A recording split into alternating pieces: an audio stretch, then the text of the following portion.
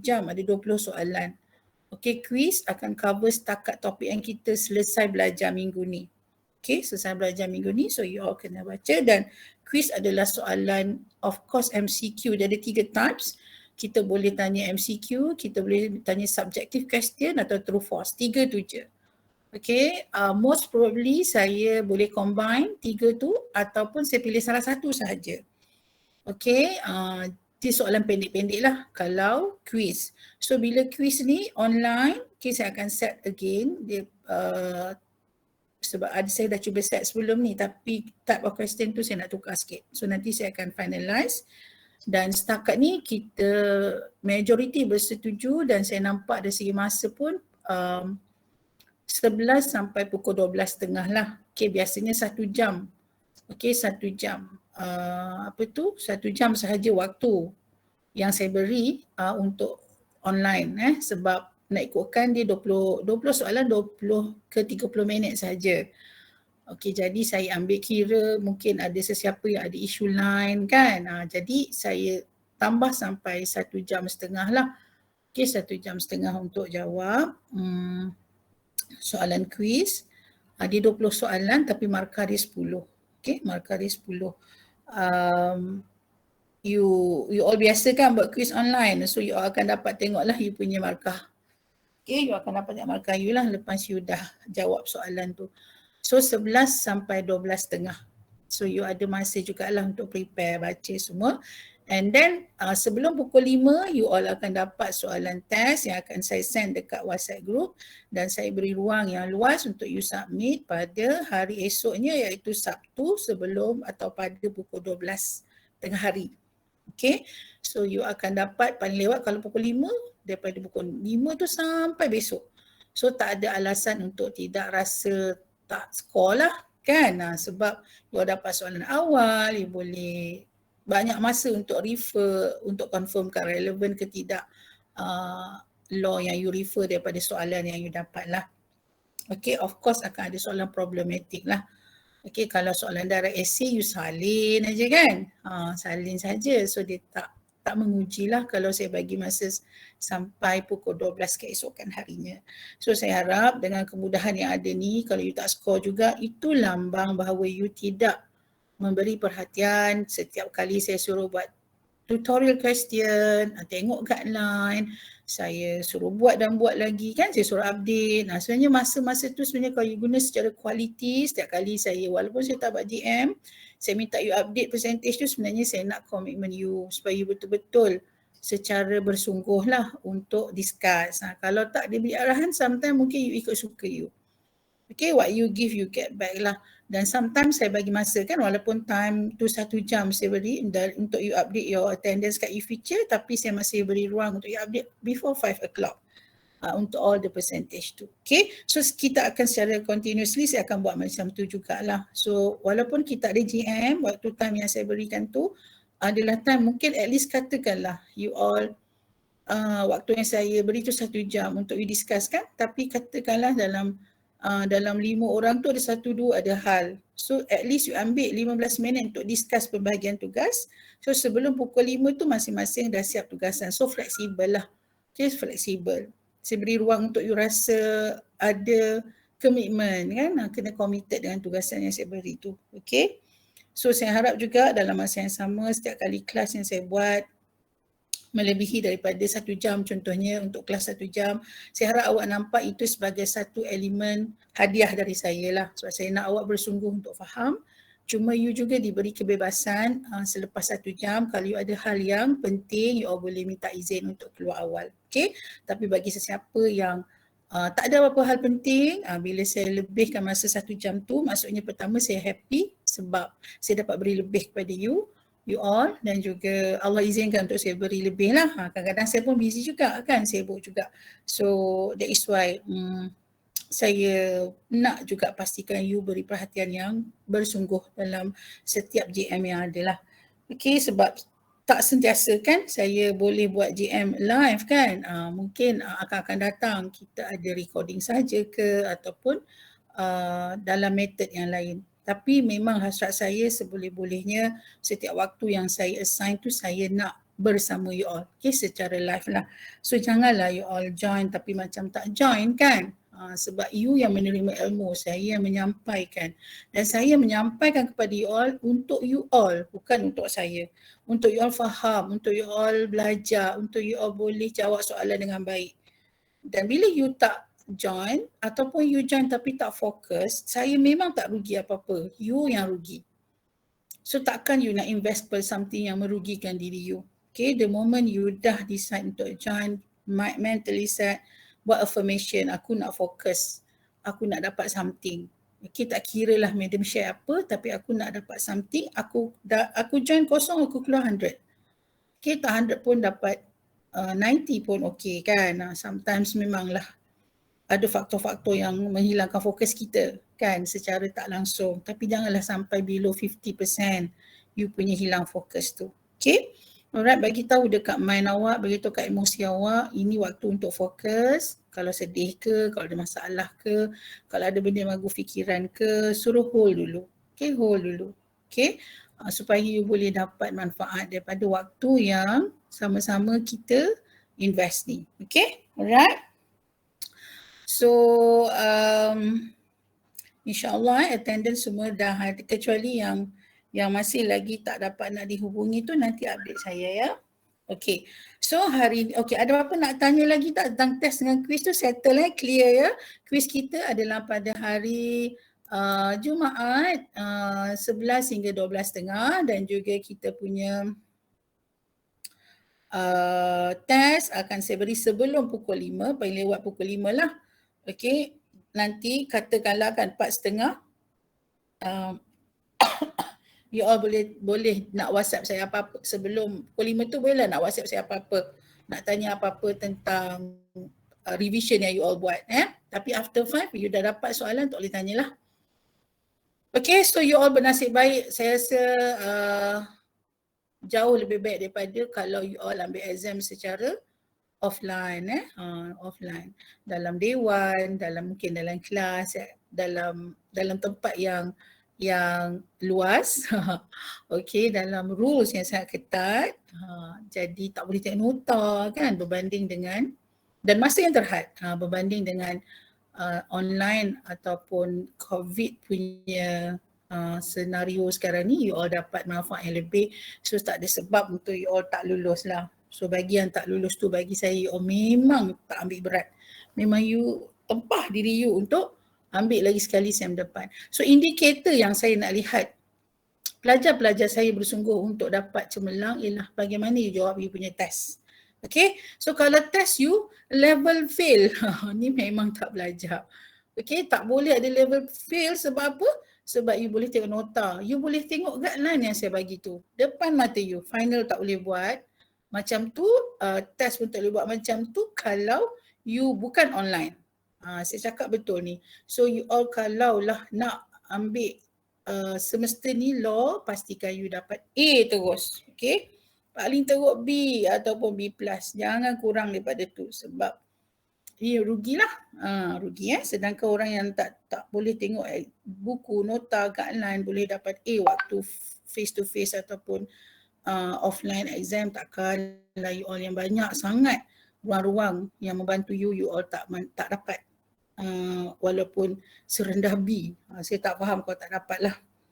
Okay, alright, so saya harap you all faham, tahu matlamat you all belajar untuk apa, dan jadikanlah law subject ni ataupun apa-apa exam online yang agak fleksibel berbanding dengan offline, you all grab betul-betul untuk dapat yang terbaik. Okay, dapat yang terbaik dan tak nak repeat. Okay, cuma bagi saya kalau you tunjuk you punya watak-watak yang you all tak bersungguh, memang bagi saya you request untuk saya reserve tiket kod ini diambil sekali lagi pada semester depan. Dan most probably you tidak akan bersama saya lah. Semester depan biasanya allocation of subjek yang akan lebih kepada saya lah Law 240. Okay, Law 240. Jadi you akan ada sedikit masa untuk menyesuaikan cara, menyesuaikan suasana, especially kalau dia adalah telah pun mula offline. So tolonglah diri you untuk saya tolong you. Saya memang sentiasa nak tolong. Tapi tolong tunjuk yang you tolong diri you. Pertama, attendance dan juga respon ataupun maklum balas setiap kali saya tanya. Okay, jangan senyap, diam, panggil banyak kali tak respon kan.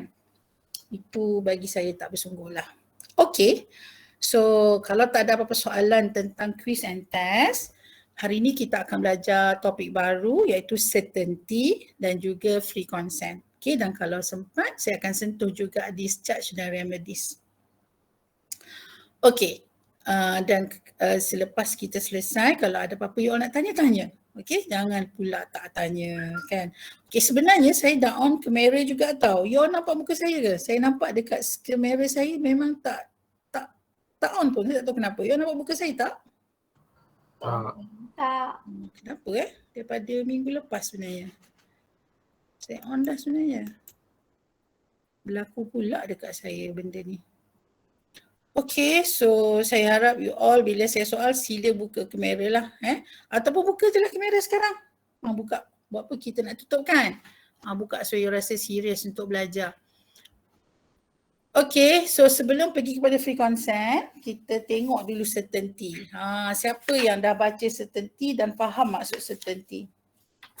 What the meaning of certainty? Kita belajar certainty dulu. Certainty ni tak banyak. Muka surat dia pun 1-2 je kita belajar. So tak susah nak faham. Okay, Nur Ain Natasha, what is certainty? Lambat nak tunggu you all respond lah. What the meaning of certainty, Nur Ain Natasha? Jelas. Lagi? Dan mesti pasti. Mesti pasti. Okay. So kontrak ni tak boleh tak jelas, tak boleh tak pasti, tak boleh kabur, tak boleh tak clear. So contract must be certain. Okay. Okay, Nurul Shura, what is relevant section for certainty, Shura? Ya, madam. What is relevant section for certainty? Section 30. Yes, very good. Section 30 of Contract Act. Ada satu kes sebenarnya tau, Intan Irina dalam certainty. Kes apa, Intan? Karupan Chetty and Yes, Karupan Chetty and Swahtian. Swahtian, okay, Karupan Chetty lah. Okay, now Muhammad Zakwan, apa yang you faham tentang masuk uncertain ni? Apa you faham daripada illustration yang diberi? Apa maksud contract is not certain, contract is certain? Macam mana? Zakwan? Saya explain illustration ke, madam? Apa yang awak faham? Whatever that you can explain. Dia dalam certainty ni dia pasal apa? Language tu clear atau tidak. So dalam illustration A agrees to sell B 100 tons of oil. But then dia tak specify pun what kind of oil was intended. So agreement tu jadi void for uncertainty. Yes, so kalau Zakwan nak beli minyak tapi tak clear minyak masak ke, minyak angin ke, minyak petrol ke, tak certain kan. So dia jadi uncertain. Itu kalau aspek yang pertama lah. Language use may be too vague. Okay, silakan Haris. Thank you Zakwan. Silakan Haris Daniel. Untuk illustration seterusnya, apa yang Haris Daniel faham? Haris, where are you? Are you there? Haris, where are you? Siap. Tanya, apa berlaku dekat Haris? Kelas rap, dia kelas rap ke Amirul? Yes. Okay, so tak bolehlah kelas rap kalau kelas rap kan. Okay, siapa satu grup dengan Haris cuba call what happened to him. Okay, Muhammad Ilham yang berilham. Sila baca illustration seterusnya Ilham. Illustration. Mana saja you nak explain. Yang tidak. Okay. Ya, illustration F. Illustration F ni dia tak clear sebab yang A tu dia kata kat B dia nak jual dia punya horse tu dengan dua harga. Ini RM500 or RM1,000. So dia tak clear sebab dia ada dua harga. Okay, itu aspek yang kedua lah iaitu failure to reach agreement on a vital or fundamental term of an agreement ya. Okay, kita lihat illustration B pula Muhammad Fazli Yazid. Illustration B apa yang awak faham Yazid? Yelah Yazid, silakan. Fazli Yazid, are you there? Haris tak respon, Fazli Yazid tak respon. Itulah saya kata buka kamera lah semua orang. Siapa buka kamera membuktikan you all ada bersama saya sekarang. Dan fokus. Now, please on your camera. So Fazli Yazid ni tolong call dia, kenapa tak respon. Haris juga kenapa tak respon. Dan suruh dia update dalam WhatsApp. Sebaik saja diangkat call you. Okay, please.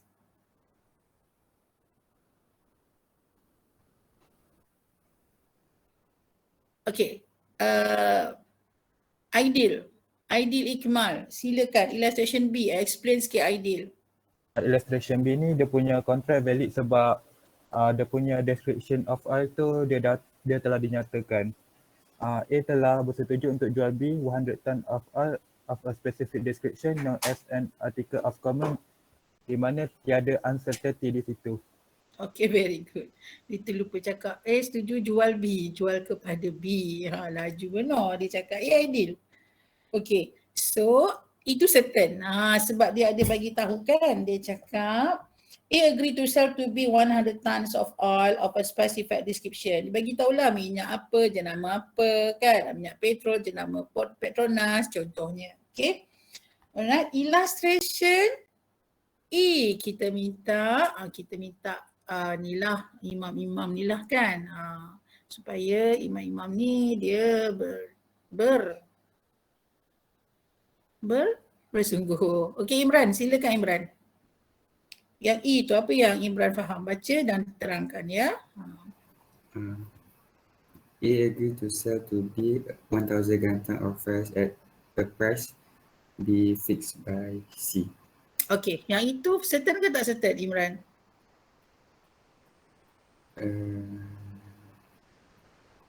Tak kot. Tak, sebab harga tu ditentukan bukan oleh A atau B. okey, siapa tak setuju dengan Imran? Imran kata tak certain. Faiz Nazmi setuju ke Faiz Nazmi? Setuju Adam. Setuju dengan Imran? Faiz, tak dengar lah. Setuju ke tak Faiz? Setuju Adam. Okay, kenapa setuju? Kenapa setuju?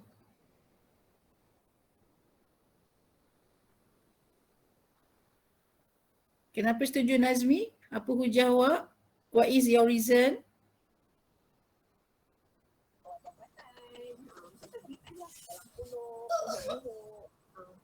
Faiz, apa reason awak? Ilham, awak masih kekal dengan pandangan awak? Yang illustration E tu ke? Ya. Awak masih kekal tak certain? Ini dia kata there is no uncertainty. No uncertainty. So maksudnya? Maksudnya certain ke tak certain? Tak certain. Tak certain. Okey, raise hand. Siapa tak setuju dengan Ilham dan juga Imran dan juga Faiz Najmi? Dia kata kontrak ni tak certain. Siapa disagree, raise hand now. Ramai. Ramai tak certain, maksudnya ramai yang faham. Ramai tak setuju, maksudnya ramai yang faham. Ilham, Imran, Faiz tak baca awal, tak baca betul-betul, tak bersungguh. Memang tak boleh nak jawab. Padahal dia dah baca not uncertain. Apa maksud not uncertain Ilham? Certain. Saya- Tersilap cakap tadi. Saya tak sayang awak Ilham, maksudnya apa? Maksudnya apa? Tak sayang. Saya tak sayang awak Ilham, maksudnya apa? Sayang lah. Itu pun tak boleh nak faham. Kalau yang tu tak faham tak apa. Yang law kena faham bahasa dia, faham Ilham? Faham? Saya tak faham. Yelah, bahasa law kadang macam tu lah. That is why you have to read, you have to understand, you have to discuss. Okay. Alright, so tahniah kepada yang faham. Saya percaya sama ada you all memang dah baca awal and then you all baca lebih daripada sekali dan you all fokus. Okay, itu hadiah bagi orang yang faham dan baca and prepare lebih awal. Okay, tahniah. Alright, so senang je. Kita belajar certainty ni dalam 5 minit kita boleh settle pindah kepada free consent. Okay, kita akan buat pantun untuk ingat certainty ni Okay, you all jawab je. Soalan saya jawab je. Okay, jawab. Saya tanya, okay, contohnya, what the meaning of certainty? Contoh, you jawab certainty is pasti. Okay, jelas dan pasti. Contohlah, what is the relevant section? You pun jawab section apa. Okay, right? So, semua orang buka mikrofon bila jawab. Saya nak dengar suara ramai-ramai. Okay. Alright, so kita mulakan dengan jawapan jelas dan pasti. Okay, what's the meaning of certainty? Jelas. Yeah, jelas dan pasti. What is the relevant section? Section? Section 30. Section 30. Okay, section 30. Okay, what is the relevant case? Karupan Okay, jawapan dia karupan ceti. Sebut je macam tu supaya senang ingat. Okay, why the case is void? Kenapa case tu void? Sebab tak pasti. Sebab uncertainty ataupun sebab tak pasti. Okay, cuba tengok case ni In this case, the contract was void for uncertainty because the parties agreed to a lease of $35 per month for as long as he likes. The terms are uncertain as the duration of the lease is not specified or capable of being made certain. As long as he likes, suka hati. Okay, suka hati. So suka hati ni tak ada elemen certainty. Right? So sekarang ni saya ulang What is the relevant case? Karupan ceti. Why the case is void? Uncertainty. Sebab apa? As long as he likes, suka hati. So you all boleh senang nak ingat lah.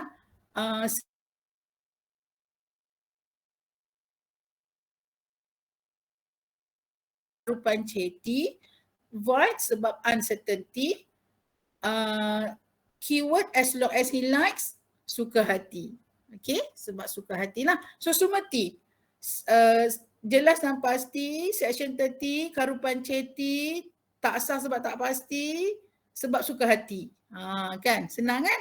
Tak sampai 5 minit kita dah faham dah. Kan, so kalau ada soalan, section apa? Terus ingat section 30. Kes apa karupan ceti? Sebab apa tak sah? Sebab suka hati. So tak ada elemen suka hati dalam law. Okay, senang nak ingat tak? Senang kan? So you all sebenarnya dalam belajar perkara subjek yang memang kena hafal, kena faham, you kena ada satu strategi lah. Okay, macam mana nak senang ingat supaya kita rasa susahnya nak hafal. You make it fun lah, buat dia rasa seronok kan. You all sebenarnya ada kapasiti yang mungkin lebih daripada saya kan. Usia saya dengan you lebih muda. Muda ni dia punya capability lebih tinggi. You mahu dengan tak mahu je. Okay, kalau you nampak, senang lah, madam boleh create lah, you lagi lebih boleh create. That is why saya expect creativity lebih baik daripada you all lah bila saya minta you all buat group work kan, mind map ke, mnemonic ke, whatever strategi. Sebab ada student dia boleh buat dalam bentuk pantun untuk kasih senang ingat dan dia rasa fun. Dan juga ada juga yang buat dalam bentuk lagu. Dululah masa offline class kan, kita bagi macam task kan, diberi kebebasan untuk buat kaedah atau teknik mudah ingat, mudah hafal tapi kita seronok macam tu Okey, yelah Akmal nak makan ke Akmal lah, seorang ke toilet, seorang beli barang, seorang pergi dapur. Jangan lama sangat Okey, so sekarang ni sementara tunggu dia orang yang pergi dapur lah, beli barang lah, pergi toilet lah.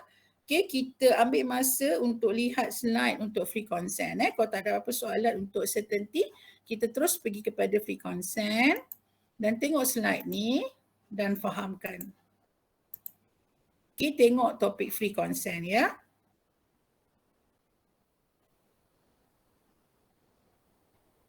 Kenapa tak keluar?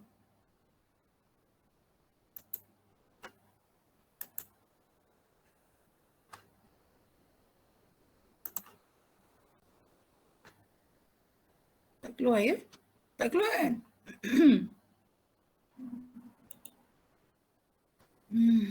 Why kamera saya pun tak boleh buka. What happened?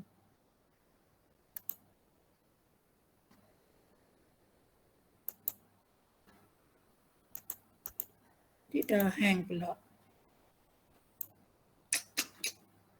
Sekejap.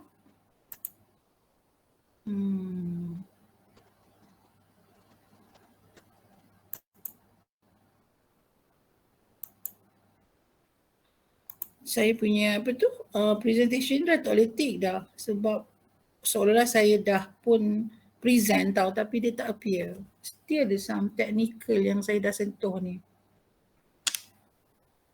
Okay, tak apa. Tak diizinkan pula untuk saya share slide.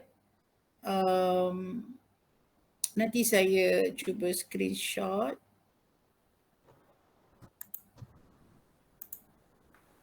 Okay, sementara saya settlekan isu ni, you all baca dan fahamkan apa maksud free consent.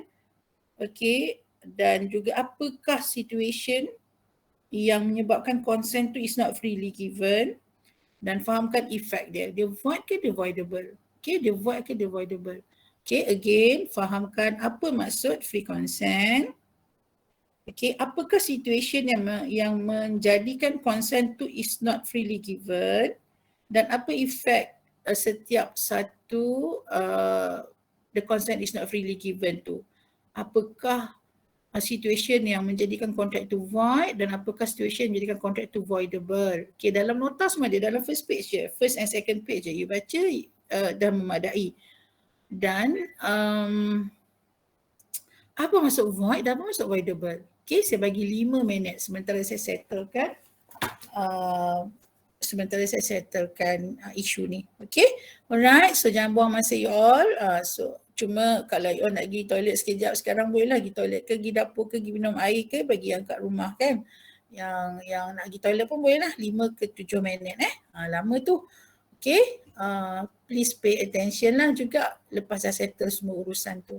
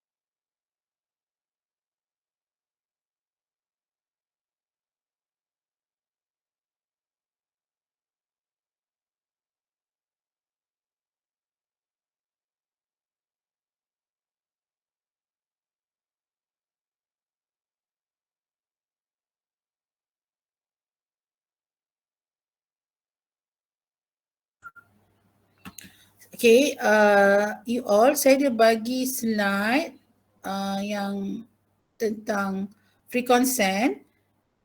You all cuba, okay saya minta group mana. Okay, group C, wakil, boleh tak you all cuba untuk present? Cuba boleh tak? Sebab saya nak stop sharing pun tak boleh. Saya nak share slide pun untuk present pun tak boleh dah, tak boleh nak tick dah. Jadi saya minta wakil group D, kelas rep ke mungkin? Group D saya tak ingat saya group apa saya sebut tadi, group D lah. Okay, group D, kelas rep ke ataupun anyone daripada group D, try present boleh ke tidak? Kalau tak boleh mungkin saya kena rejoin. Okay, boleh tak salah seorang cuba join, cuba present PowerPoint yang saya share dalam WhatsApp group masing-masing. Kelas rep D lah. Siapa kelas rep group D? Saya Mida. Ajak Mida. Okay, Aidil. Cuba Aidil, boleh tak?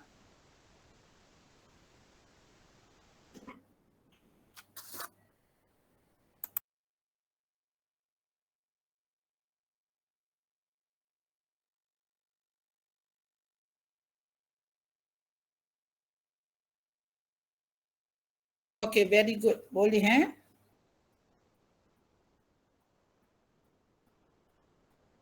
Okay. Okay, Alhamdulillah. Memang saya ada isu jugalah nak present ni. Jadi kita tengok, Aidil bantu saya untuk scroll slide ya. Okay. Okay, everyone raise hand kalau semua orang dah ada bersedia untuk belajar new element pre-consent. Laju. Okay, dah 50 lebih. 56.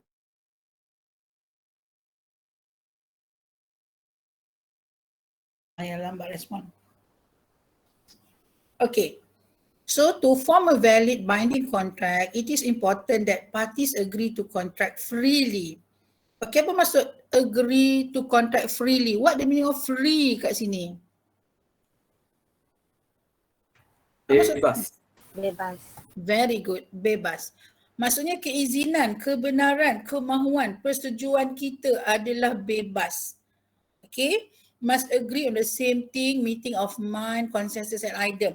Okay, bukan setakat kita punya agreement, kita punya consent itu bebas tanpa pengaruh, tanpa paksaan, tanpa faktor-faktor lain, faktor-faktor luaran, tapi kita juga agree benda yang sama seperti mana yang offer dekat kita. Sebab boleh terjadi kita agree tanpa paksaan, tanpa pengaruh, tanpa faktor luar, tapi kita agree benda yang kita salah faham. Contoh, saya nak jual handphone dekat Aidil, jenama Oppo lah contohnya. Tapi dia salah dengar ataupun sebenarnya saya nak beli jenama saja buat jenama Oddo. Oddo kan. Sebenarnya Oddo tu terbalik pada Oppo kan. Katalah ada ciplak punya brand. Saya nak jual dekat Aidil jenama Oddo. So si Aidil pula setuju nak beli dengan harga tu dengan yang saya nyatakan tu. Tapi rupa-rupanya dia setuju kalau handphone tu adalah Oppo bukan Oddo. Contoh. So dia agree bukan the same thing yang offer dekat dia. So tak ada meeting of mind. Itu juga bukan free consent. Okay, ingat pertama kalau consent tu bebas tapi dalam masa yang sama sekalipun bebas tetapi kita agree on the same thing, ia juga dianggap the consent is not freely given. Okay, alright. Okay, settle satu point. Seterusnya Aidil. Okay. So free consent ni kita kan belajar law terkenal dengan section-section kan. Kalau you tak suka reading, you jumpa jugalah numbers. So numbers dalam bentuk section. So section, kita ada section sebenarnya section 10 secara umum explain tentang perlunya consent, free consent. Kita ada juga section 13 tadi yang explain tentang consensus at item, meeting of mind. Dan seterusnya kita ada section 14 yang explain situation apakah yang menunjukkan consent tu not freely given. Okay, iaitu coercion, section 15, undue influence, section 16, fraud, section 17, misrepresentation, section 18, and mistake, section 21, and juga section 23. Okay, so kesemua lima-lima situation ni dia ada efek yang berbeza. Okay, contohnya coercion, undue influence, fraud dan juga misrepresentation, efek dia voidable, tapi mistake efek dia adalah void. Okay, so ada tak sesiapa nak cuba explain apa yang dia faham tentang coercion? Okay, sebelum tu kalau awak tengok susunan section kan, section 10, lepas section 10 tu umum 13, 14, lepas tu 15, 16, 17, 18. Senang nak ingat kan? Alright, and then seterusnya mistake lah, dia jump ke section 22 and section 23 Okay, so adakah Adila boleh explain apa yang Adila faham tentang coercion, Adila? Nur Adila? Ya, madam. Okay, explain sikit apa yang Adila faham tentang coercion ni. Coercion ni dia maksud dia adalah pasal-pasaan. Kalau contoh macam dia kena ugut ke ataupun yang langgar law, dia akan boleh jadi voidable lah, void contract. Voidable. Kena faham beza tu. Contoh, saya berkontrak dengan Adila. Adila, saya nak beli tanah awak yang berdekatan dengan highway tu dengan harga RM50,000. Awak tak nak jual, saya colik anak awak. Contohlah kan. So coercion ni contohnya adalah ugutan yang juga dibuat yang menyalahi penal code. Ada unsur jenayah lah. Ataupun apa-apa bentuk ugutan. Okay. So setujulah Adila, takut kan? Dia setuju tapi the consent is not freely given. Dia bukan bebas setuju. Dia nak sign, tanda tangan tapi dia tak agree secara bebas. So the contract is voidable. Okay, contract tu voidable. Siapa boleh bagi tahu kelas apa maksud voidable? Apa beza dengan void? Boleh dibatalkan. Okay, Hairunisa kata voidable boleh batal. Okay, Hairunisa. Beza dengan void? Void tu memang dah terbatal. Okay. Maksudnya kalau voidable ni, apa keyword penting yang Hairunisa rasa boleh jadikan panduan supaya kawan-kawan nampak beza void dengan voidable? Word apa? Word apa?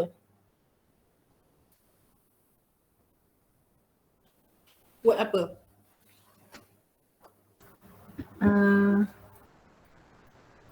Word dalam buku ni ke? Tak dalam buku pun boleh kalau awak boleh explain sendiri. Tapi dalam buku tu dah bagi dah. Reason ke madam? Bukan option. Okay, option. So bila kata boleh batal, maksudnya the parties atau the aggrieved parties lah has an option. Dia ada pilihan.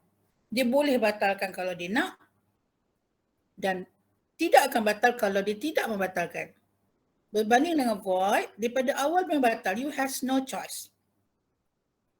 From the beginning, kontrak itu memang batal. Contoh kontrak entered by minor untuk jual beli tanah. You tak ada pilihan nak, minor tu tak ada pilihan untuk kata, I tak kisah, I okey je. Saya walaupun 17 tahun tapi saya okey je nak jual tanah ni. Saya tak nak batalkan walaupun saya minor, tak boleh. Sebab memang from the beginning kontrak tu batal. Undang-undang dah kata batal. Atau uncertain, kontrak tu tak certain. Tak apalah. I tak nak batalkan. Dia memang batal. Hukumnya memang batal, so batal. Itu ab initio lah from the beginning.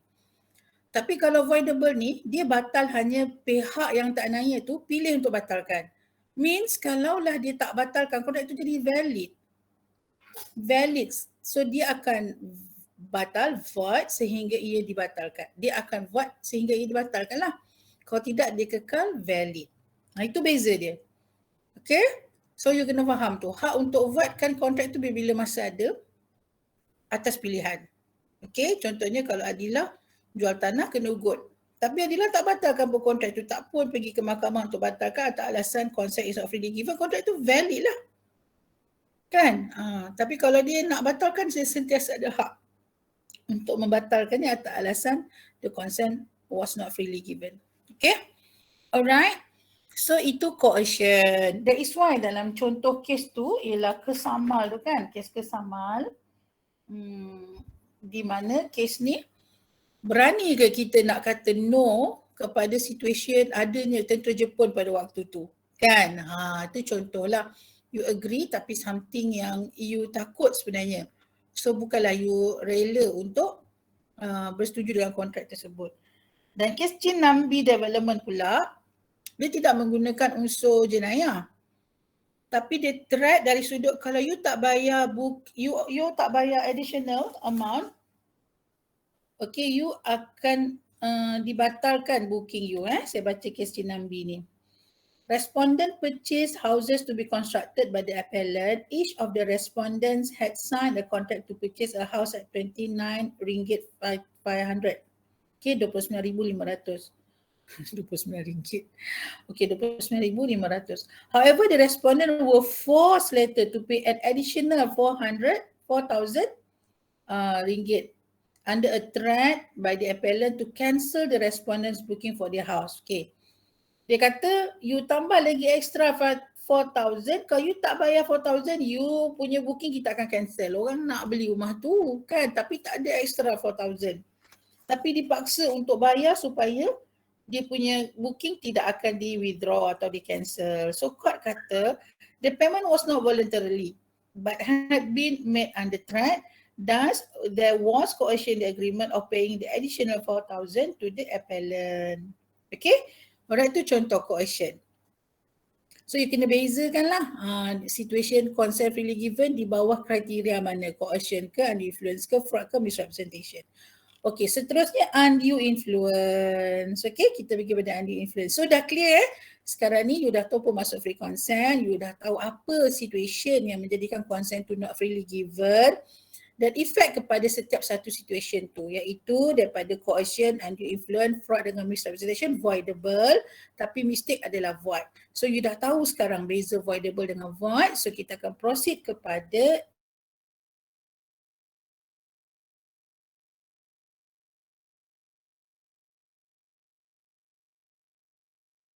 silakan. Sebelum saya panggil nama, ada volunteer tak? Boleh madam. Very good. Okay, silakan. Dalam undue influence ni, one of the two parties to a contract, dia enter dalam kontrak tersebut by influence pihak sebelah. So according to section 16, bracket 1 madam. Subsection. Subsection 1.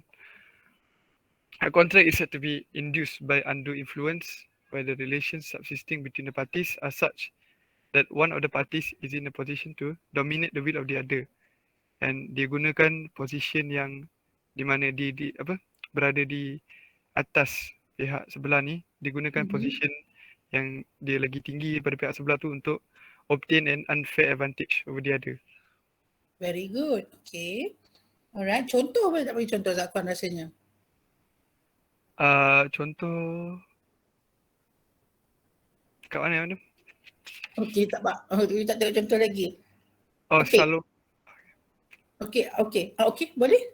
Cuba Zakwan nak cuba section case tu. Silakan. Salwaf Hanim kan dan Haji Abdullah. Nak cuba, okay, boleh. So dalam kes ni, the plaintiff's husband made the contract to convey a piece of property belonging to himself and the plaintiffs to his brothers B and C. So plaintiff ni initially agreed to the contract, tapi selepas kematian husband dia, she brought an action seeking to set aside the contract on the ground of undue influence. It was held that the confidential relationship existed between the plaintiff dan abang-abang dia atau adik-adik dia B and C. Therefore, the burden of proof was on B and C to show that the plaintiff fully understood the contract and agreed to the contract freely tanpa being subjected to undue influence. Then since both B and C failed to discharge the burden, the contract of conveyance pula it was set aside. Okay, alright. Agak-agak boleh explain tak Zakon rasa? Agak banyak macam tak Okay, sure. alright. Okay, thank you Salwa. Salwa pula. Thank you Zakwan. Okay, so you all nampak word relationship, you all nampak word apa tu kat situ apa tu burden of proof kan. Okay, sebelum tu kita akan lihat apa maksud undue influence. Okay, betul Zakwan dah mention tadi ada position yang lebih tinggi dengan position yang pihak satu lagi lah. So you akan faham lah, biasanya orang yang boleh buat influence ni ialah of course orang yang ada position yang lebih tinggi daripada pihak satu lagi lah. Sebab dia akan mempengaruhi position yang dia akan mempengaruhi pihak satu lagi dengan position yang dia ada untuk gain unfair advantage. Okay, untuk dapat keuntungan ataupun manfaat yang tidak wajar lah, yang tak sepatutnya. Okay, so dia boleh berlaku dalam beberapa situation. Okay, sebelum kita tengok relationship punya situation tu, kita tengok ingredient ataupun elemen apakah yang membolehkan berlakunya undue influence. Okay, daripada section 16A tu, kita boleh lihat dalam manual tu ada A and B kan, ingredient dia. Yang pertama, the domination of the will by one party over the other party. This occurs where the relation subsisting between the parties are such that of the parties is in position to dominate the will of the other. Contoh seorang doktor dengan pesakit, penghulu dengan anak buah dia, lawyers dengan anak guam. So position yang lebih tinggi lah bapa dengan anak contohnya. Okay, so pihak yang ada position tu dia boleh dominate the will, dia boleh menyebabkan pihak satu lagi bersetuju. Okay, bersetuju atas tawaran dia, dan pihak yang ada position tu menggunakan position dia untuk gain unfair advantage. Okay, itu elemen kedua. The dominating party use that position to obtain an unfair advantage over the other in the contract. Okay, of course lah kita yang dalam position yang bawah kan, pihak yang mungkin bukan position di atas, kebanyakannya dalam keadaan tak ada pilihan, terpaksa setuju kan, atas sebab-sebab mungkin perkara itu penting untuk kita. Okay, kita akan lihat beberapa contoh. Okay, untuk mudah kita lihat illustration di bawah case Chait Singh tu kan, section 16 subsection 3A states. Okay, ataupun saya rasa mudah untuk you all faham bila kita lihat illustration lah. Illustration tu akan memudahkan untuk you all faham. Okay, saya bagi contoh mudah macam ni lah. Katakanlah ada seorang yang sangat memerlukan rawatan kan, dia perlukan rawatan segera untuk sembuh. Okay, untuk kurangkan sakit dia.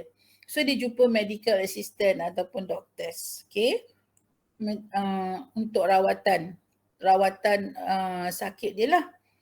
Dan doctors atau medical assistant ni kata, okay, kalau you nak cepat, kalau you nak segera, okay, alright, you bayar extra atau you bayar double. Nanti you akan dapat rawatan segera. Macam tu. So orang yang sakit ni dah tentulah dia akan rasa dia memang perlukan. Dia tak kisahlah nak bayar banyak mana sebab dia nak baik segera, nak sembuh segera kan.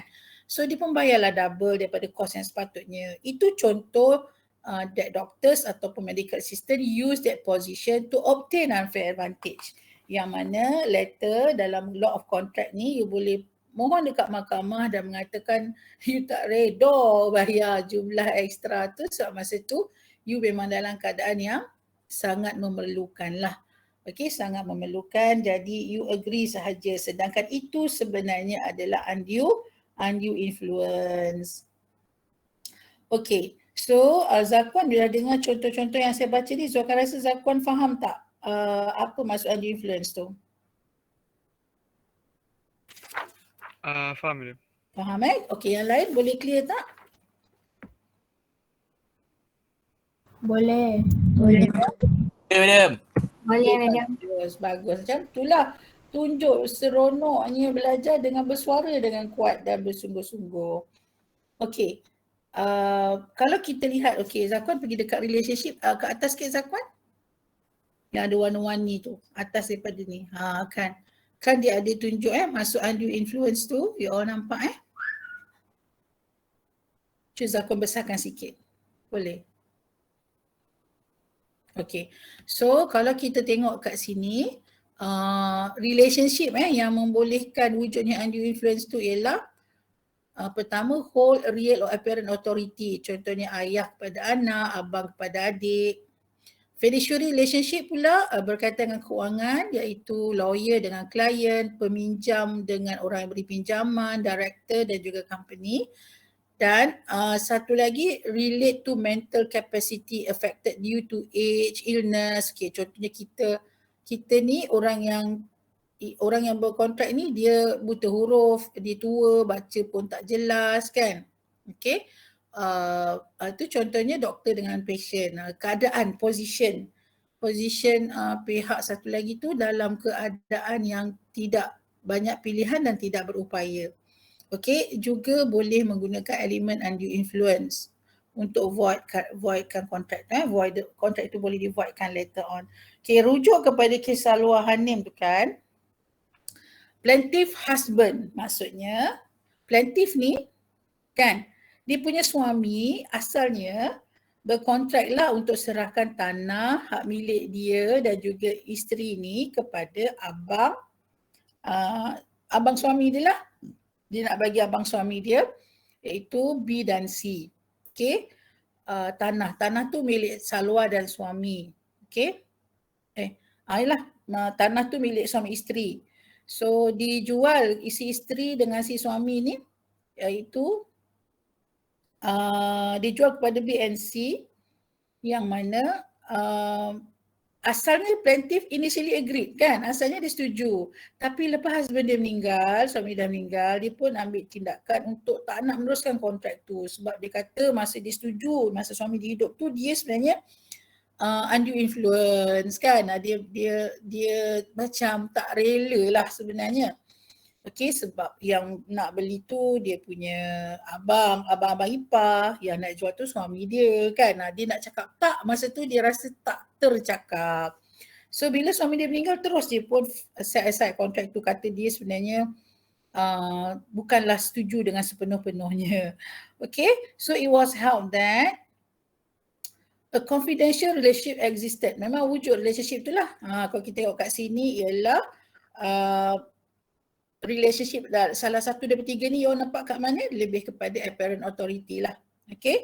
And then, so court kata wujud relationship tu. So therefore the burden of proof, okay, untuk pengetahuan awak, case undue influence ni, bila dituduh, katakanlah plaintiff ni tuduh atau bawa case mengatakan bahawa dia tak setuju sepenuhnya tentang pemberian tanah ataupun harta itu kepada abang-abang ipar dia atas alasan undue influence.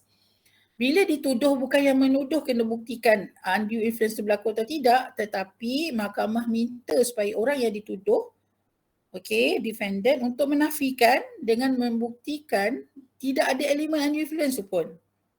Tapi dalam kes ni, orang yang dituduh, okay, yang dikatakan menggunakan position to obtain unfair advantage itu tidak dapat menunjukkan kepada mahkamah bahawa si plaintiff ni sebenarnya tak ada pun elemen dia bersetuju atas sebab undue influence. So mahkamah kekalkan set aside kontrak tu dan tanah itu tidaklah diserahkan kepada abang-abang ipar dia. Okay?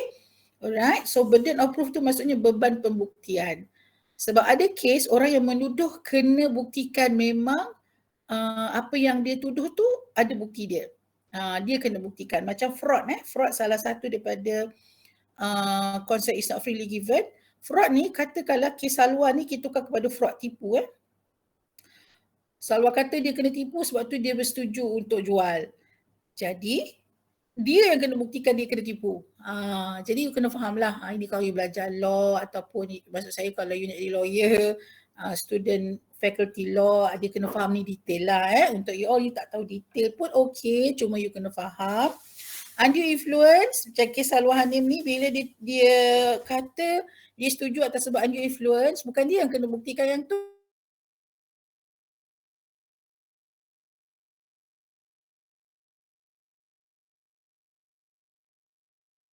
Kena ambil advantage pun, dan masa waktu setuju dengan bebas, dengan rela. So dia tak boleh buktikan. Bila defendant tak boleh buktikan, maka dia berjayalah plaintiff untuk set aside kontrak tu. Okay, clear ya? Alright, itu secara mudahlah untuk you faham maksud undue influence. So you kena tahu apa ingredient dia, apa relationship yang bolehkan berlaku undue influence, dan apakah case yang you boleh mudah untuk explain dan faham. You boleh pilih salah satu lah. Okay, itu undue influence. Okay, cuba kita tengok je, go through slide sahaja. Okay, boleh refer lah nanti ya. Okay, contohnya ini adalah false representation. Okay, sebelum saya explain kepada you all apa maksud false representation tu atau misrepresentation, saya nak minta you all fikir apa beza misrepresentation atau false representation dengan fraud. What is the difference? Apa beza dua ni? Okay, apa beza dua ni? Okay, so saya bagi 3 minit untuk you all fikir, dan saya harap lepas 3 minit je ada je pelajar bersedia dan terus nak jawab dan nak cuba. Okay, 3 minit fikir apa beza misrepresentation dengan fraud.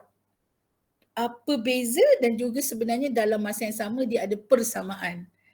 Okay, cari perbezaan false representation dengan fraud dan juga persamaan false representation dengan fraud.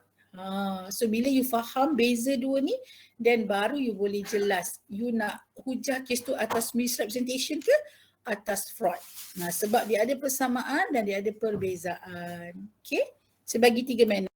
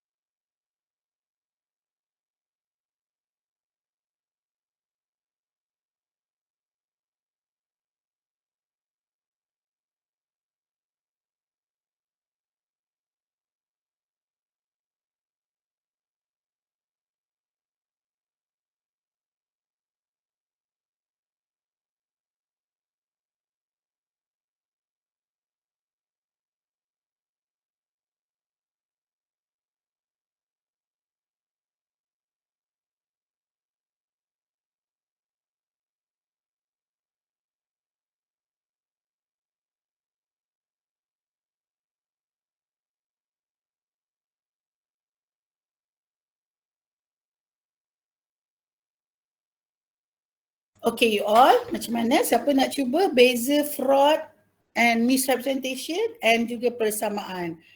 Siapa berani mencuba? Jangan buang masa. Cuba sepantas ideal tadi. Ideal ke tadi kan? Macam tu. Silakan you all. Jangan buang masa. Jangan takut salah. Okay, anyone please? Jangan buang masa. Saya nak cuba madam. Ideal lagi? Okay. Alright, tak apa. Okay, silakan ideal.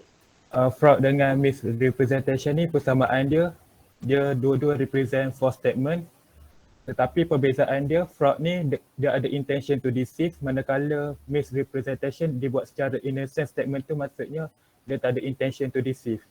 Very good, very very good. Okay, berapa lama ideal cuba ambil masa untuk faham tu?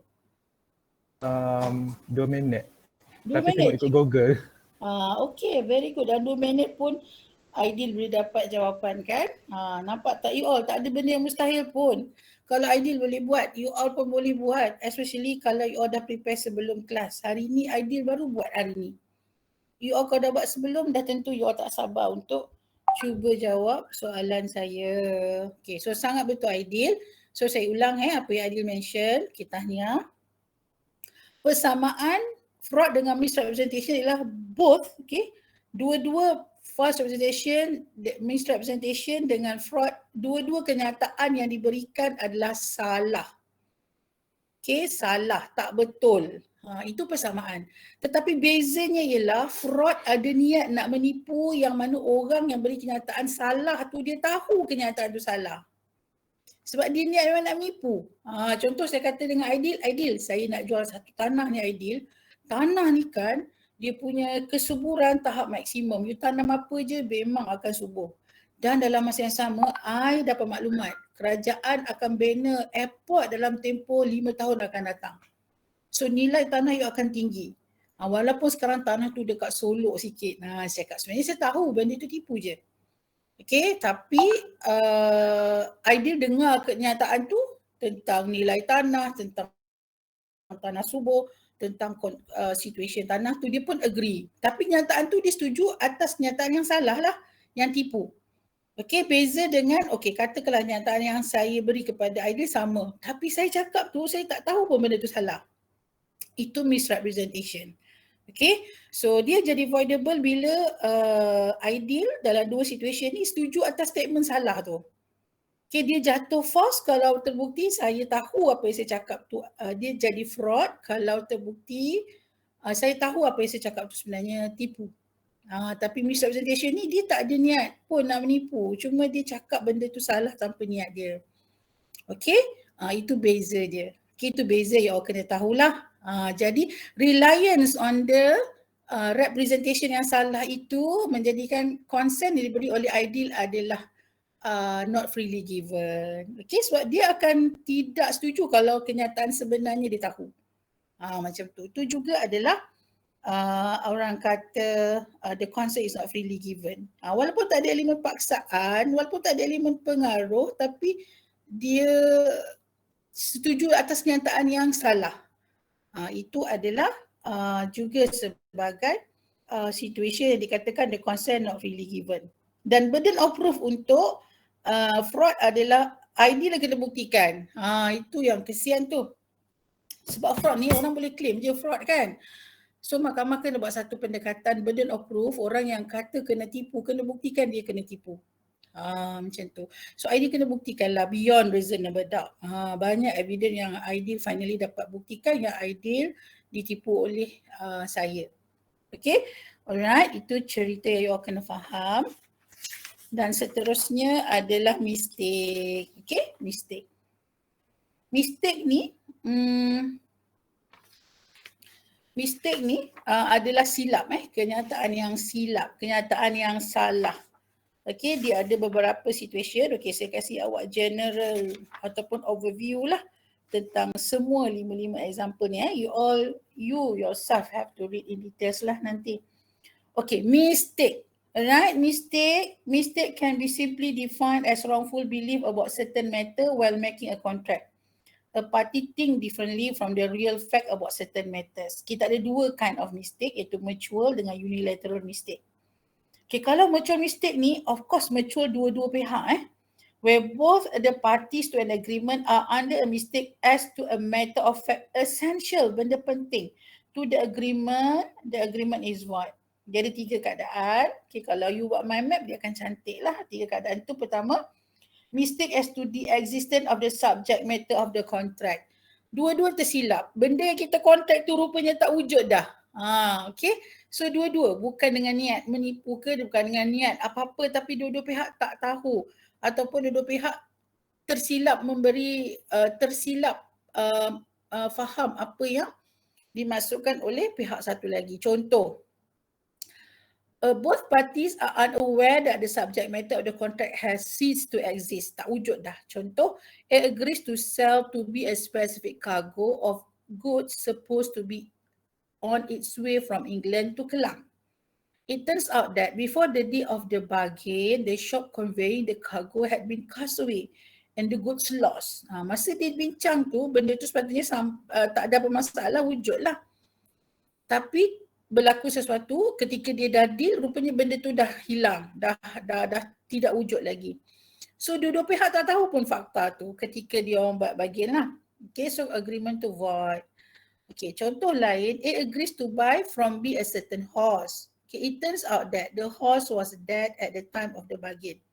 Masa deal tu, belum lagi mati kuda tu kan. Dia dah specify kuda yang jenis apa, kualiti apa semua. Masa tu kuda tu hidup. Okay, bila dua-dua dah close deal, rupanya meninggal, dah mati dah kuda tu. So dia agree something yang tak exist lagi. Itu void lah. Void maksudnya kontrak tu void. Dia memang tidak ada effect breach contract lah kat sini. Tak boleh nak di-enforce pun. Okay, tak boleh nak diteruskan. Tanpa boleh ambil apa-apa tindakan undang-undang. Okay, benda tu boleh berlaku kan. Jadi bila you berkontrak atas, you kena identify lah bila tak boleh enforce tak sebab apa. Okay, kalau memang sebab mistake contohnya, dia void lah. You tak boleh lah di-sue for breach of contract kan sebab dia fall under mistake. Kalau tengok kes raffle ni, okay, Aidil nampaknya dah menguasai kan. Cuba kita lihat apa yang Aidil faham tentang kes raffles ni. Sila bacakan kes tu Aidil. In this case, two parties contract for a sale of a cargo of cotton arriving in London by a ship called the Peerless, sailing from Bombay. Without the knowledge of both parties, there were two ships of the same name leaving from Bombay, but at different times. They were both negotiating under a mistake and had in mind different ships. It was held that the contract was void for mutual mistake. Jadi pada pemahaman saya, ini merupakan mistake bersama sebab dua-dua tak tahu pun yang kapal tu kapal yang lain. Dia apa yang menyebabkan dia keliru tu? Sebab ada satu lagi kapal yang sama dengan sama nama iaitu The Peerless leaving daripada Bombay tapi pada masa yang berlainan. Nama sama.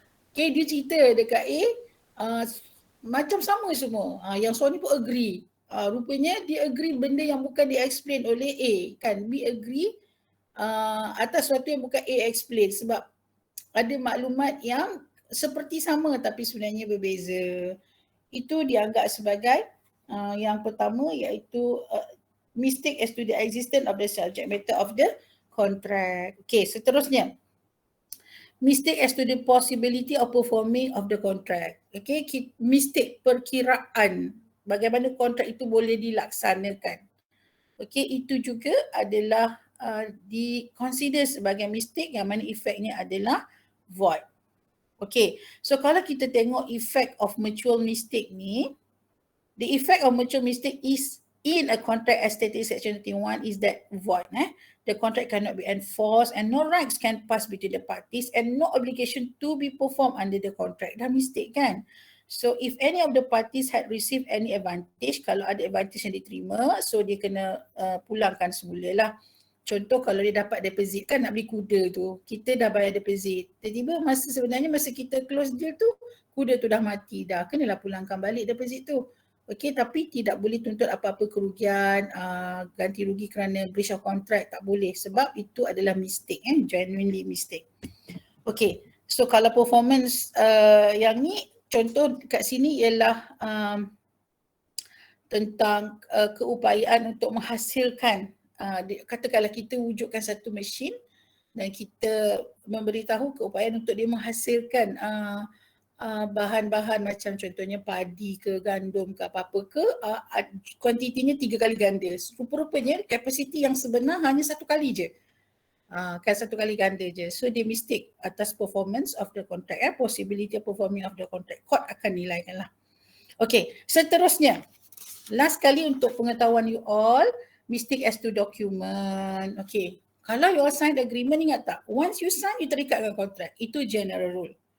You tak boleh petikai dah. Bila you sign, you tak tahulah sebenarnya, I tak faham bahasa Inggeris. I tak pastilah. Tak boleh. Siapa suruh you tak faham bahasa Inggeris? Siapa suruh you sign sebelum you tahu makna dia? Macam tu. Itu general rule. General rule, one you sign, you tak baca betul-betul. Lepas tu baru you dah sign, baru you baca, baru you faham ada benda yang tak favor you, you tak boleh kata contract tu mistake atau sebab mistake. Dan you nak batalkan kontrak tu, no way. Right? That is why dia kata, the general is that the person is bound by the terms of the contract that he signed as laid down in English case, iaitu dia terikat dengan term and condition the moment they sign agreement. Okay, contohnya kes Subramaniam Rate 6. The defendant had signed a written acknowledgement in the English language of a loan when he was ignorant of the language. Dia tak faham pun bahasa Inggeris tapi dia sign. So the court applied the general rule that he is bound by what he signed, seeing that there was no fraud or misrepresentation. Tak ada limat kena tipu, tak ada elemen misrepresentation. Sebab siapa suruh kau sign tanpa kau cuba fahamkan dulu. Itu masuk mahkamah. Kau sign, kau terikat dengan kontrak. Macam itulah. Tapi ada exception. Tu sebab kena belajar betul-betul. Janganlah kita rasa risau, dah sign tak boleh buat apa-apa. Tengok konteks juga. So exception to the general rule that a person bound by what he signs is subject to an exception. The person may use the plea of non as factor. Ini prinsipal jugalah di bawah exception. This happens in circumstances where a person signs a deed under a mistaken belief as to the character and class of document. Okay, and the mistake was caused by either the illiteracy, buta huruf, buta, okay, yang menjadikan posisi itu pihak satu lagi boleh mengelirukan lah. Okay, contohnya kes Awang bin Omar. Jom kita dengar suara Muhammad Mustaqim punya suara hari ni kita dengar kan. Sila baca Mustaqim, kes Anwar bin Omar tu Mustaqim. In this case, the first defendant was induced by second defendant, his brother, to sign a document, a contract in which the second defendant guarantee the performance of contract. First defendant did not know English and was persuaded to sign in the mistaken belief that he was merely witnessing with his brother's signature. The court held that there was a mistake as to the nature of the document signed and the first defendant was not liable. Okay, faham tak Mustaqim? Kurang, madam. Siapa suruh kurang? Siapa suruh kurang faham? Sebab baru baca ya. Mustaqim, kenapa tak baca awal-awal? Tadi baca sekali tapi okey, cuba baca 2 kali dan cuba explain insya-Allah. Jalan yang lurus Mustaqim kan? Silakan Mustaqim. Saya bagi 30 saat untuk tengok dan fahamkan dan lepas tu explain terus kepada kawan-kawan sebab Sofia Balkis nak dengar. Boleh tak Mustaqim explain? 30 saat dari sekarang Mustaqim.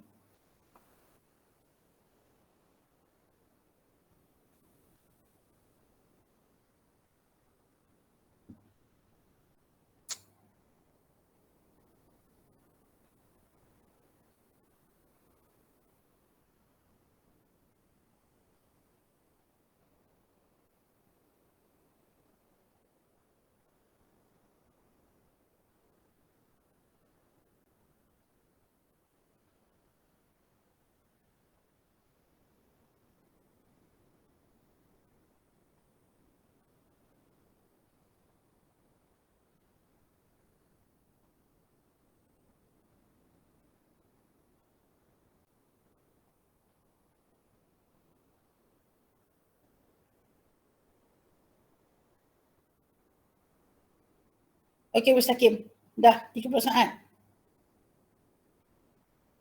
Ya, betul. Kita terangkan apa berlaku. Dia dalam kes ni, first defendant was induced by second defendant. Okay, maksudnya induced to dia macam first defendant ni dia tak tahu bahasa English. Lepas tu dia disuruh dia dipujuk untuk sign the mistaken belief that was merely witnessing by his brother signature. Maksudnya saksi time dia sign tu adalah brother abang dia sendiri. So dekat sini dia percaya dia suruh abang dia yang signkan kat situ to sign a contract. Second defendant kena tak yakin nak medium. Okay, siapa nak cuba? Siapa nak bantu? Ustaz Hakim cari jalan lurus kejap lagi sehingga jumpa. Okey, siapa nak bantu? Explain case ni senang je sebenarnya. Dia exception and then maksudnya dalam case ni dia boleh menafikan lah yang dia perlu terikat dalam kontrak. Silakan. Berkaitan dengan class of a document. Faktor buta huruf, faktor mungkin buta blind. Okey, siapa nak cuba? Madam. Okay, very good. Silakan Liana. Maksudnya kat sini kes dia, first defendant ni dia dah telah dipujuk oleh second defendant iaitu abang dia untuk sign the contract. Padahal dia tak tahu pun bahasa English tu. Tapi disebabkan dia nampak tanda tangan abang dia, so macam dia percayalah kat situ. So dia pun ikut je lah tanda tangan dokumen tu padahal dia pun tak tahu apa isi kandungan dokumen tu. Okay. Tapi kuat pun kata terdapat kesilapan lah dekat dokumen tersebut sebab defendant pertama pun tak tahu. Okey lah tu. Nampaklah juga cuba faham. Berapa lama Liana baca? Yang untuk yang ni saya baru baca hari ni. Berapa kali tapi baru dapat explain? Sekali. Okay, alright. Tapi yang lain dah baca sebelum ni lagi? Okay, betul. Alright. Okay, boleh dimaafkan sebab mistake ni last kali kan. Mungkin you tak sempat nak sentuh dan fahamkan betul-betul. Okay, dia sebenarnya macam ni. Memanglah the moment you sign, general you terikat dengan kontrak. Tapi dalam kontrak case ni, dia adalah orang yang didakwa lah untuk bertanggungjawab atas kontrak yang dia sign sebagai guarantor. You all tahu kan guarantor ni kalau orang peminjam tak bayar, guarantor kena bayar.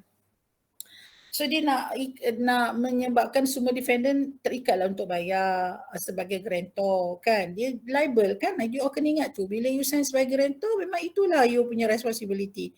Walaupun sebenarnya you katalah aku guarantor dulu aku sign bukan apa nak tolong dia luluskan pinjaman je. Tak sangka pula dia tak boleh nak bayar kan. Selalu berlaku macam tu. Masa saya praktis, masa jadi program pelatih pun banyak saya jumpa kes-kes macam ni merayu dekat mahkamah. Yang arif saya sebenarnya masa saya sign agreement tu saya tolong dia untuk lulus perjanjian je. Saya tak sangka pula saya kena bayar pula bila dia tak boleh bayar. Saya tak nak bayar, saya bukan orang senang dia cakap kat mahkamah. Dia tu ada rumah, ada kereta. Saya ni rumah satu, kereta pun tak ada. Hakim tak boleh buat apa tau. Hakim simpati tapi hakim kata you dah sign sebagai guarantor. You tahu guarantor tu memang kena menjamin pihak yang tidak membayar bila dia tak mampu bayar. You kena bayar. Mahkamah memang tak akan layan semua tu sebab you dianggap bertanggungjawab dan tahu efek sebagai guarantor. Dan yang sedihnya memang kebanyakan mereka di kalangan family berpecah belah. Keluarga jadinya hanya kerana harta. You all ingatlah baik-baik jangan jadikan harta sebagai pemisah keluarga dan silaturahim. That is why kita kena ada harta sendiri. That is why kita boleh berdiri di kaki kita sendiri. Dan kalau boleh, kalau kita terjebak dalam kes yang macam ni kan, you masih boleh survive tanpa terjejas. Kerana you ada harta yang banyak, you ada harta yang kukuh, you ada ilmu pengetahuan yang baik untuk defend situation-situation yang mengancam you and family. Okay, right. So tak boleh buat apa sebenarnya. Mahkamah tak akan layan bila you dah sign and then lepas tu baru you macam menyesal. Sebab you kena tahulah you sign tu sebab apa. Tetapi dalam kes ni dia sign dengan kepercayaan bahawa dia tengok kan abang-abang dia sign, dia pun sign lah. Ataupun adik-beradik dia sign, dia pun sign lah. Dia ingat apa yang dia sign tu hanya sebagai witness, saksi kepada tanda tangan yang dibuat oleh abang-abang atau adik-beradik dia. Sebab dia ni illiterate, tak boleh baca. Dia tak faham. So mahkamah apply exception lah untuk situation kes Awang Omar, Haji Omar and Nader. So adalah ruang keadilan kat situ kan.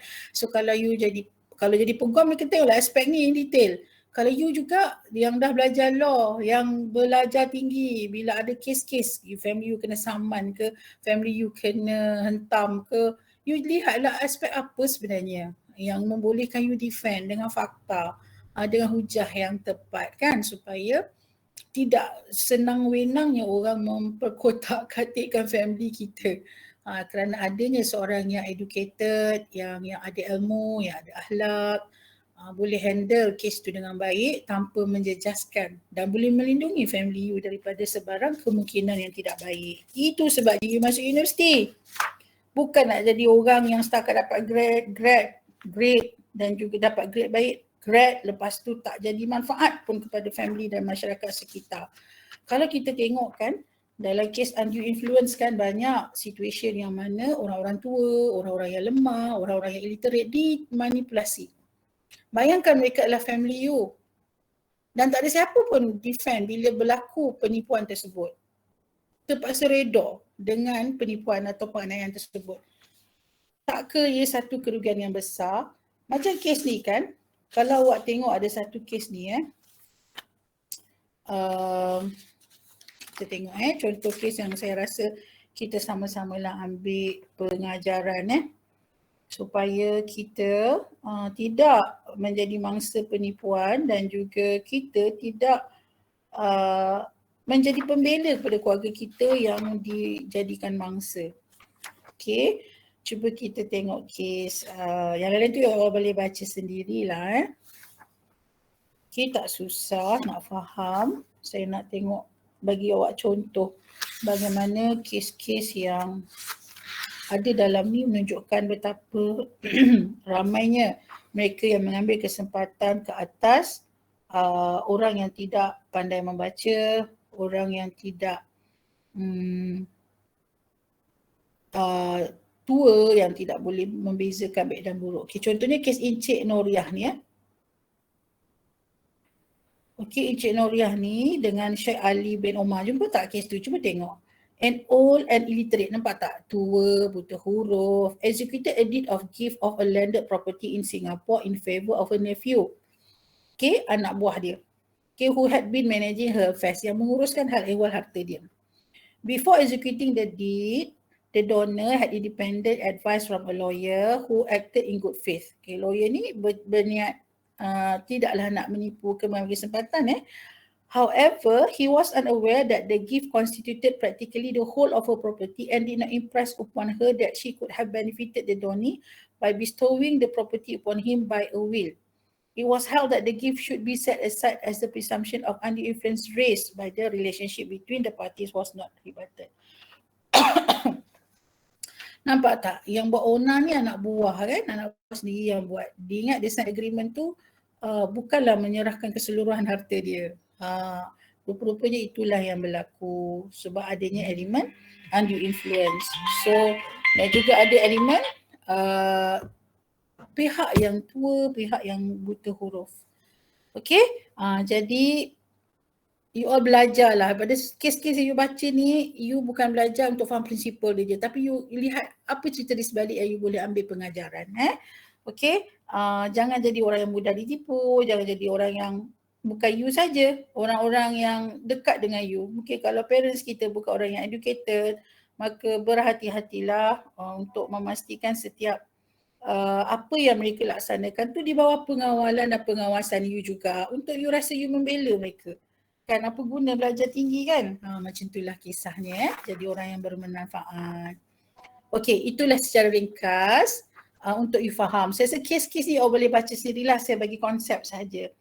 Alright, you kena faham contohnya macam undue influence tu kan. You kena tahu ingredient dia itulah.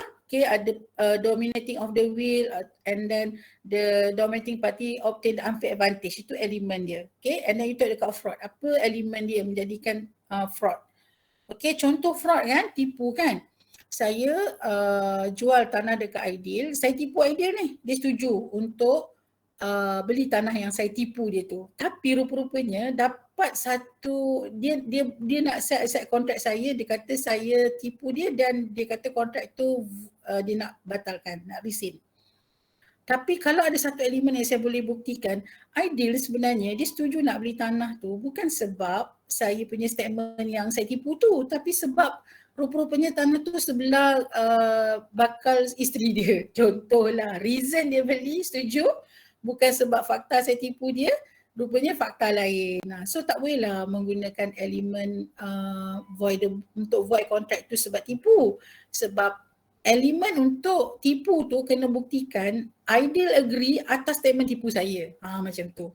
Itu contohlah kalau you benda-benda penting yang you perlu faham. Okay, alright.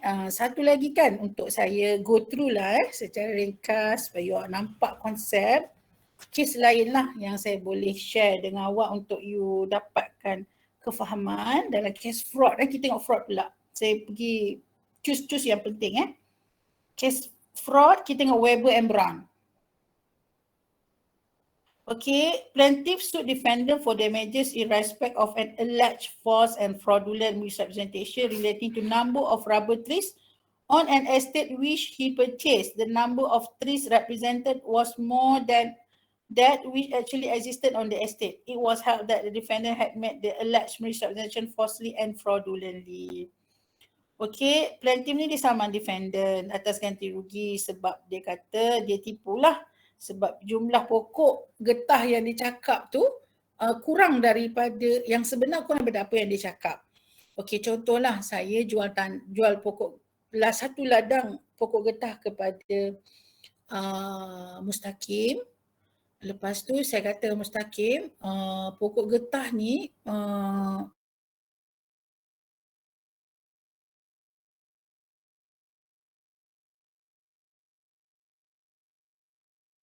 okey, 1 ekar ni ada 10 ekar, 1 ekar ada 1,000 batang contohlah pokok getah. So saya kata sebenarnya 1 ekar tu ada 3,000 je contoh yang ni. Saya tipu sebab saya fikir takkan Mustaqim nak kira, mesti ada kurang ni kan.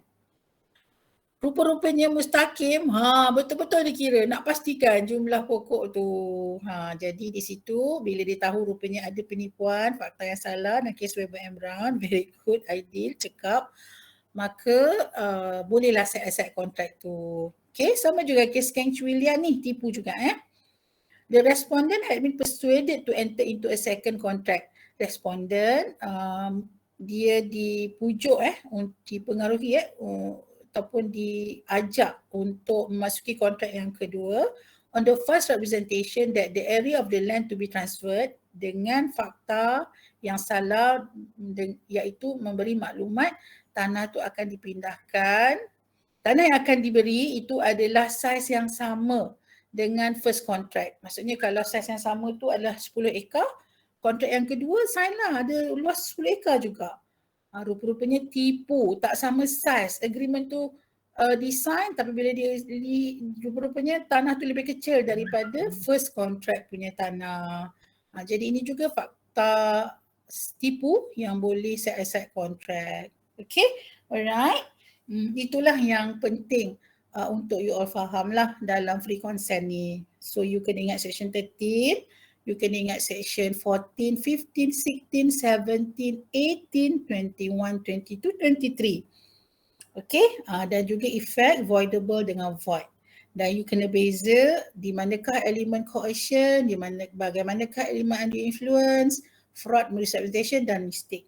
Itu secara konsep lah untuk you all faham free consent. Any questions so far everyone? Ada soalan nak tanya? Madam, saya nak tanya. Ya, Sofia. Jadinya kalau macam dekat kes Chuilian ni, Dia ada dah jadi kontrak ke tak jadi kontrak sebenarnya? Okay. So kalau kita kata kontrak ni dia void atau voidable ni, dia dah berlaku kontrak lah, dia dah sign. Okay, contoh saya tipu Sofia kan. Sofia pun sign agreement kan. Sofia sign. Lepas tu Sofia tengok lah, Sofia kena tipu lah. Dah sign dah ni. So Sofia pergi mahkamah untuk set-aside kontrak tu memohon mahkamah batalkan kontrak yang telah Sofia sign. Okay, ingat tak voidable maksudnya apa? Kontrak tu valid sehingga Sofia batalkan dengan sebab-sebab fraud ke, undue influence ke apa ke. So dia akan batal lah. So tanah tu Sofia boleh pulangkan dan ambil duit balik berserta ganti rugi for breach of contract. Okay. Faham?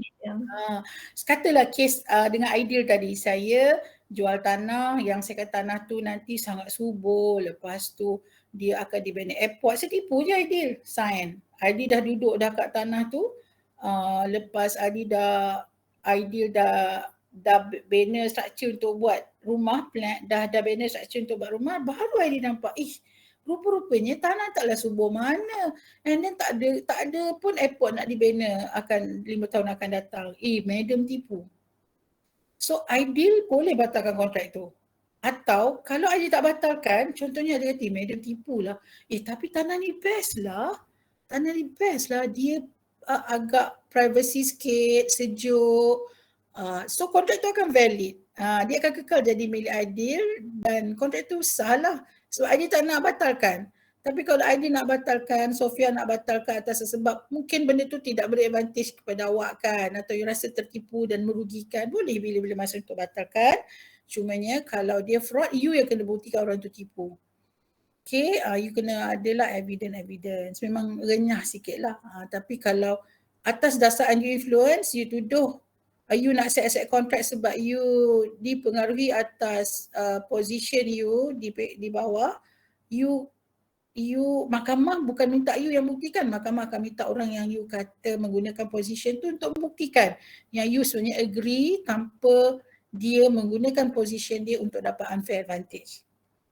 Contohnya dia buktikan harga semasa pun, contoh dia kata, dan masa saya jual tu dia aware tentang jual beli tanah tu.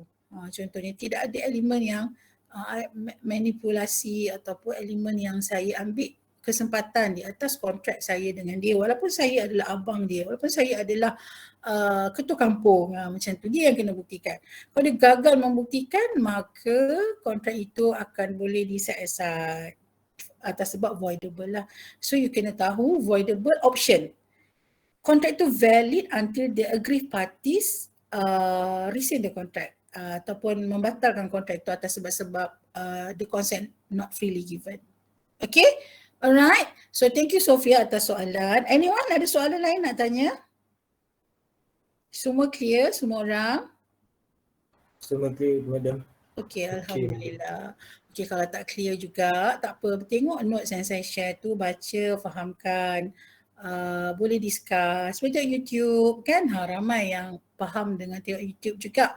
So itu adalah advantages yang you all ada yang saya rasa tak perlulah you all ketepikan. Itu kelebihan sebenarnya. So kalau you tak gunakan kelebihan tu, you memang tak nak menang lah menggunakan senjata yang banyak pilihan. Okay you all, so masa pun dah tamat. Saya harap awak dapat banyak manfaat. Bersemangat untuk jawab task and quiz pada hujung weekdays ni, iaitu hari Jumaat. So kalau ada apa-apa nak tanya, boleh tanya. Madam. Ya, ada. Sebelum madam tamatkan, saya nak tanya yang quiz tu madam guna YouFuture ke atau online YouFuture? Online YouFuture. Oh, online YouFuture. Online YouFuture. Okay. So you all jawab dekat YouFuture punya online quiz lah. Okay. Oh, assessment. Okay, faham. Alright. Okay, ada lagi? Madam. Ya, Mustaqim. Yang MCQ tadi tu nak confirmkan pukul 3 atau pukul 11? Untuk quiz Okay, sebenarnya saya nak buat sebelah petang, tapi ada beberapa pelajar yang kelas waktu dia. So saya nak semua orang dapat buat hari yang sama. So hari dah waktu yang sama, jadi pukul 11 lah. Cuma untuk test saya akan bagi sebelum pukul 5. Sebelum pukul 5. Untuk quiz 11 hingga 12.30 tadi saya mention kan. Okay, madam. Pemakluman terkini lah setakat ini. Right, yang pasti Jumaat setakat hari ini quiz kita adalah pada pukul 11 hingga 12.30 dan juga test saya akan bagi sebelum pukul 5. Maksudnya anytime before 5. Okay, anytime before 5 saya boleh bagi. Atau contoh you habis jawab soalan quiz pada pukul 12.30, pukul 1 ke saya nak bagi, you ambil lah sebab you all boleh prepare sampai keesokan harinya. Alright, so itu pemakluman setakat hari ini. Saya ulang, quiz 11 hingga 12.30 pada hari Jumaat dan test saya akan beri bila-bila masa sebelum pukul 5 dan submit pada esoknya pukul 12 tengah hari. Okay, alright, clear semua orang? Clear, madam. Ya, madam. Okay, so saya doakan yang terbaik untuk you all. Saya sayangkan masa depan you all, saya harap lebih lagi menghargai ilmu dan sayangkan masa depan you all. Jumpa lagi, saya doakan yang terbaik untuk you all, doakan yang terbaik untuk saya juga untuk memberi masa yang terbaik untuk you all dan masa untuk perkara-perkara penting saya juga. Okay, Assalamualaikum warahmatullahi wabarakatuh. Bye, take care. Waalaikumsalam. Thank you, madam. Thank you, madam.